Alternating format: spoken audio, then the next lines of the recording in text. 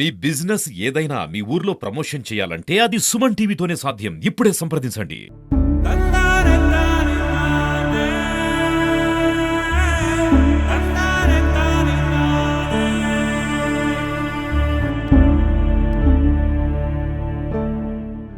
ప్రస్తుతం మనం విజయవాడలోని సింగనగర్ ఏరియాలో అయితే ఉన్నాము. అంటే బయట మనం సోషల్ మీడియాలో అన్నిట్లోనూ చూస్తున్నాం. అంటే ఏంటంటే సింగనగర్లో సహాయక చర్యలు సరిగ్గా జరగట్లేదు, ప్రజలందరూ అనేక ఇబ్బందులు పడుతున్నారు అని చెప్పేసి వార్తలు అయితే మనం చూస్తున్నాము. కానీ ఇక్కడ రియల్ గ్రౌండ్ రిపోర్ట్ చేస్తున్నాము. మనం ఇప్పుడు ప్రస్తుతం అయితే చూస్తున్నాం కదా, విజువల్స్ లో ఉన్నటువంటి ఇక్కడ ప్రజానికం అందరూ కూడా ఇప్పుడు సింగనగర్ వాసులు. వీరందరికీ ఇప్పుడు ప్రస్తుతం నీరు అయితే కొంచెం తగ్గింది.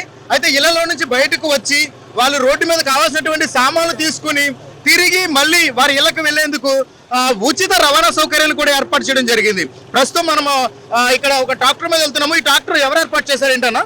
స్వామి గారు బ్రేక్ ఇన్స్పెక్టర్ స్వామి గారు ఏర్పాటు చేశారు. ఇప్పుడు వరకు ఎన్నిసార్లు తిరుగుంటావు? 3 డేస్ నుంచి తిరుగుతున్నాను. 3 డేస్ నుంచి తిరుగుతున్నావు అంటే అందరినీ ఇలా రోడ్డు మీదకి వచ్చిన వాళ్ళందరూ కూడా ఫ్రీగా తీసుకెళ్లి ఫ్రీగా దింపడం. అదే ఫుడ్ డొనేషన్ కూడా, వాటర్ బాటిల్స్, పాలు బ్యాగ్, టీలు కూడా వాడతాం. అంటే మరి బయట కొంతమంది చెప్తున్నారు కదా, డబ్బులు తీసుకుని కానీ తీసుకెళ్ళట్లేదు అంటున్నారు. అది నిజమా అబద్ధమా? అవైతే మాకు ఎవరో ద్వారా తెలియదు. మేమైతే గవర్నమెంట్ ద్వారా తిరుగుతున్నాం.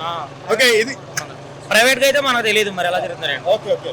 సో ఇది ప్రస్తుత పరిస్థితి. అయితే ఇక్కడ ఎవరు కూడా సహాయక చర్యల్లో అందరూ కూడా ఆంధ్రప్రదేశ్ ప్రభుత్వం ఏర్పాటు చేసినటువంటి సహాయక చర్యల్లో పాల్గొని ఆ సహాయాన్ని అందిస్తున్నారు తప్ప ఎవరు కూడా డబ్బులు అలగడం కానీ, డబ్బులు తీసుకుని కానీ సరఫరా చేయడం లాంటి పనులు చేయడం లేదు. సో ప్రస్తుతం మనం చూస్తున్నాము, ఇక్కడ ఉన్నటువంటి ముంపు ప్రాంతంలో ఉన్నటువంటి సింగనగర్ లో ఉన్నాము.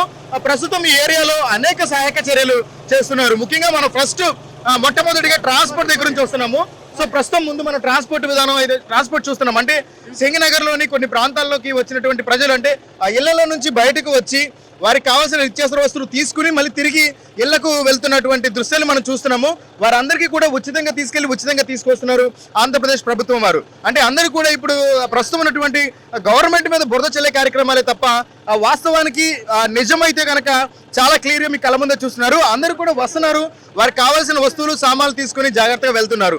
ఎవరికి ఎలాంటి ఇబ్బంది లేదు. అందరికీ సహాయక చర్యలన్నీ కూడా చాలా చక్కగా అందుతున్నాయని చెప్పొచ్చు.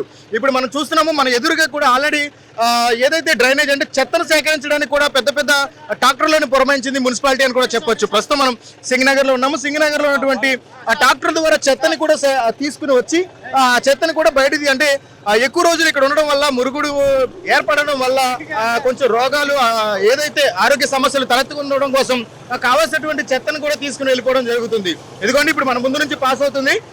ఇలా ఈ విధంగా వారు చెత్తను కూడా సేకరించేసి అప్పటికప్పటికే తీసుకుని వెళ్ళిపోవడం జరుగుతుంది. సో ముఖ్యంగా మనం ఈ విజువల్స్ లో చూస్తున్నట్టుగానే ఆ పక్కన ఉన్నటువంటి ఫైర్ సిబ్బంది కూడా నీళ్లను సేకరిస్తున్నారు.